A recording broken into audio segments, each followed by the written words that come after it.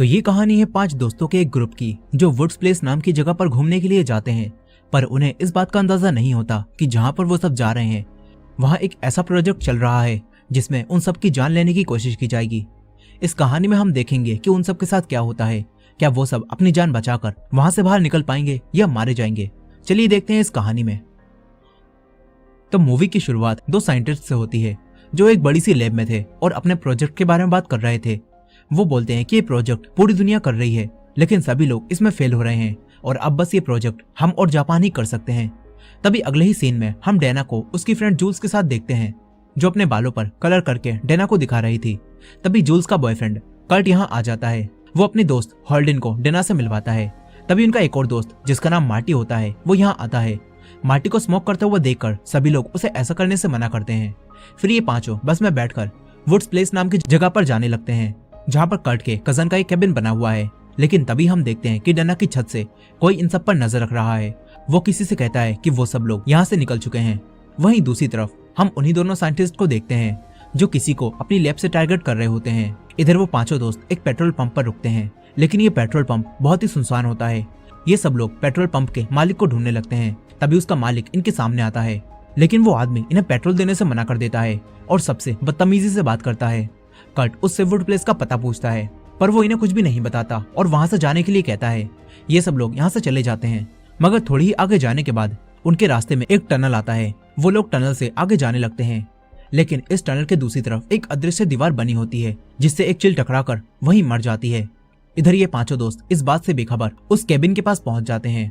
वो केबिन दिखने में काफी अजीब होता है। सभी लोग अंदर आकर उसे देखने लगते हैं और अपने अपने रूम में चले जाते हैं। लेकिन हॉल्डन जब अपने कमरे में जाता है तो उसे वहां पर एक अजीब सी पेंटिंग लगी हुई दिखती है जिसमें एक जानवर को मारने की तस्वीर बनी होती है। वो पेंटिंग हॉल्डन को पसंद नहीं आती और हॉल्डन उसे उतार देता है।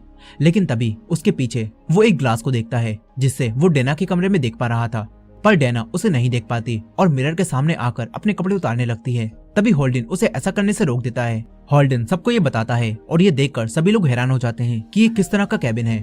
खैर इसके बाद हॉल्डन और डैना आपस में कमरा चेंज कर लेते हैं जिससे डैना उस कमरे में आ जाती है और उस पेंटिंग को वापस वहीं लगा देती है। लेकिन डैना को भी ये पेंटिंग पसंद नहीं आती और डैना उस पेंटिंग को एक कपड़े से ढक देती है। मगर तभी हम देखते हैं कि इन सभी के रूम्स में हिडन कैमरों से वो दोनों साइंटिस्ट इन सब पर नजर रख रहे हैं। अब तभी एक साइंटिस्ट के पास उसी पेट्रोल पंप के मालिक का फोन आता है जो इन्हें बताता है कि मैंने उन सभी लोगों को पेट्रोल नहीं दिया और आगे भेज दिया है, अब तुम उन्हें खत्म कर सकते हो। इसके बाद वो कॉल काट देता है। वहीं दूसरी तरफ वो पांचों लोग एक लेक में स्विमिंग करने लगते हैं। इधर ये सारे साइंटिस्ट आपस में बेट लगाने लगते हैं जिसके बाद वहाँ एक सिक्योरिटी गार्ड आकर उनसे पूछता है कि तुम ये सब क्यों कर रहे हो। तो एक साइंटिस्ट उससे बोलता है कि ये सब तो हम बस अपने मजे के लिए कर रहे हैं। अब सभी साइंटिस्ट पार्टी करने लगते हैं। वहीं दूसरी तरफ वो सब दोस्त भी अब पार्टी करने लगते हैं और ट्रुथ और डेयर गेम खेलते हैं। मार्टी जूल्स को डेयर देता है कि वो वहां लगे एक भेड़िए के पुतले को किस करे, जिसके बाद जूल्स उस पुतले को किस करने लगती है और डेयर को कंप्लीट कर लेती है। तभी अचानक से वहां पर बने बेसमेंट का दरवाजा खुल जाता है जिसके बाद जूल्स डैना को अंदर जाने का डेयर देती है। डैना उसके अंदर जाती है। वहां पर उसे बहुत सारा पुराना सामान रखा हुआ दिखता है। तभी उसकी नजर एक तस्वीर पर पड़ती है जिसे देखकर वो चिल्लाने लगती है। उसकी चीखों की आवाज सुनकर उसके सारे दोस्त भी वहां आ जाते हैं लेकिन वो देखते हैं कि डैना तो बस डर गई थी। फिर ये सब लोग भी वहां पर रखे सामान को देखने लगते हैं।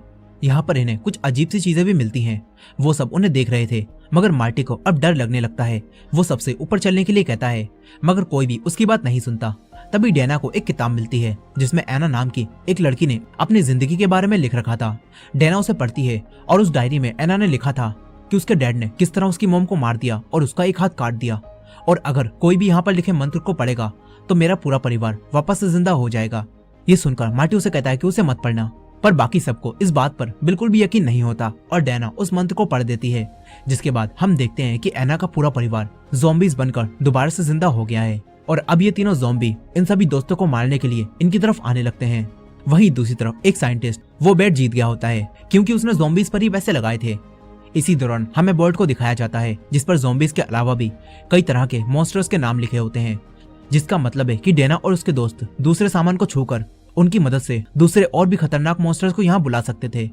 खैर यहीं हम साइंटिस्ट के कंप्यूटर पर जापान का प्रोजेक्ट भी चलता हुआ देखते हैं जिसमें दिखाया जा रहा था कि एक लड़की का घोस्ट बच्चों के स्कूल की क्लास में बच्चों को डरा रहा है। इधर रात में डैना के पास मार्टी आता है और उससे बोलता है कि मुझे यहाँ ठीक नहीं लग रहा, लेकिन डैना उसे सो जाने के लिए कहती है। फिर डैना हॉल्डन के साथ बैठकर एना की वही डायरी दोबारा से पढ़ने लगती है। वहीं दूसरी तरफ जूल्स और कर्ट बाहर जंगल में घूमने जाते हैं और वहीं रोमांस करने लगते हैं। जूल्स कार्ट से घर चलने के लिए कहती है, पर तभी वो साइंटिस्ट वहां एक गैस छोड़ देता है, जिससे कार्ट और जूल्स दोनों का मन बदल जाता है और वो दोनों वहीं रोमांस करने लगते हैं। मगर तभी हम देखते हैं कि वो ज़ॉम्बीज जो जिंदा हो गए थे वो दोनों यहाँ पर आते हैं और इन पर हमला कर देते हैं। एक ज़ॉम्बी जूल्स को मार देता है। इसके बाद हम उसी साइंटिस्ट को देखते हैं जो एक लीवर खींचता है, जिससे जूल्स का खून दीवार पर बनी एक शरीर की आउटलाइन को भरने लगता है। वहीं दूसरी तरफ मार्टी एक बुक पढ़ रहा था। तभी उसे किसी की आवाजें सुनाई देने लगती हैं, जिसे सुनकर वो काफी डर जाता है और बाहर आता है। मार्टी आसमान को देखने लगता है, लेकिन उसे देखकर उसे काफी अजीब महसूस होता है। तभी वहां पर कर्ट ज़ॉम्बी से बचकर भागता हुआ आता है और मार्टी को भी एना के ज़ॉम्बी से बचा लेता है। मार्टी इन ज़ॉम्बीज को देखकर डर जाता है और ये दोनों घर के अंदर आते हैं और तुरंत ही दरवाजा बंद कर देते हैं। डैना कर्ट के ऊपर लगे खून को देखकर उससे पूछती है कि तुम्हारे साथ क्या हुआ और जूल्स कहाँ पर है।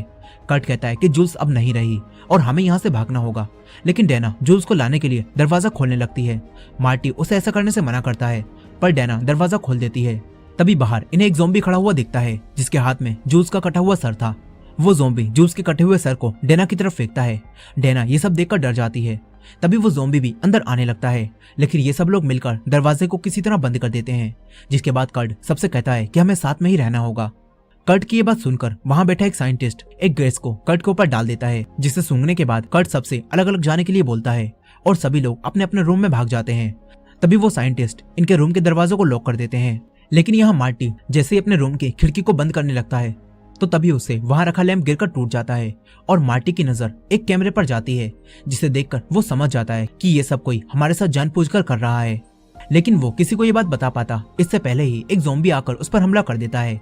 वो खिड़की को तोड़कर मार्टी को बाहर खींच लेता है। मार्टी उस पर हमला करता है और बचकर भागता है, मगर ज़ॉम्बी उस पर हमला करके उसे जख्मी कर देता है। मार्टी वहीं गिर जाता है। इसके बाद वो ज़ॉम्बी मार्टी को खींचकर एक गड्ढे में ले जाता है। फिर उन्हीं साइंटिस्ट में से एक साइंटिस्ट एक और लीवर खींचता है, लेकिन इस बार उसके ऐसा करने से वहां बहुत तेज भूकंप आने लगता है और एक और शरीर की आउटलाइन खून से भरने लगती है। वहीं दूसरी तरफ डैना पर भी एक ज़ॉम्बी हमला कर देता है, लेकिन हॉल्डन उसी मिरर वाली वॉल को तोड़कर डैना को अपने रूम में आने के लिए कहता है। डैना तुरंत ही उस रूम में चली जाती है।